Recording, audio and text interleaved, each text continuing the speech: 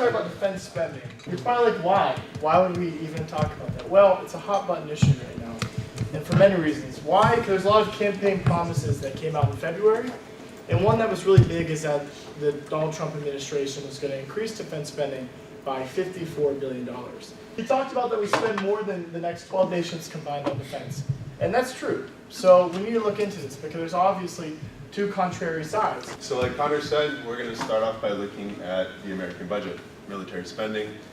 How does it work? This is the 2015 discretionary spending. Total discretionary spending was 1.1 trillion, and this should alarm some of you guys.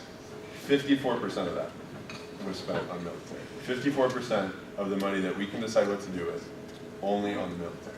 As Connor alluded to before, defense spending in billions of dollars, we spend more than the next 12 nations. I only have 8 up here, or 7 up here, but as much as the next 12 combined. We spend almost $600 billion. And even China, who's known to have a pretty sizable military, is only spending less than a third of what we're spending on our military. So again, pretty alarming stuff.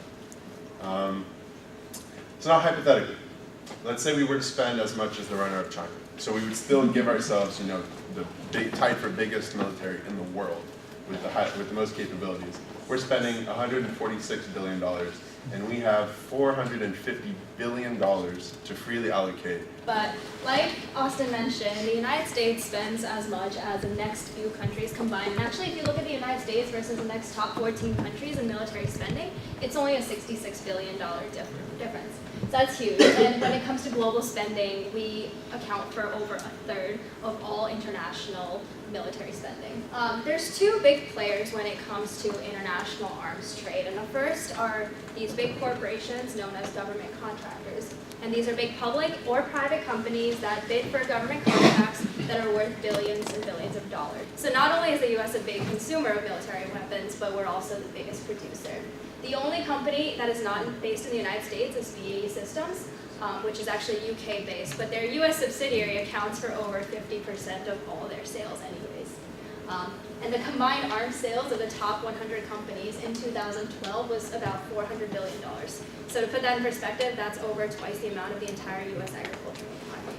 Basically, depending on your political leaning and what economic school of thought you identify as, there is a model for you on whether or not we should be increasing or decreasing defense spending. So obviously Donald Trump has been tweeting a lot about how we're going to get jobs from that, and that falls under the military Keynesianism model.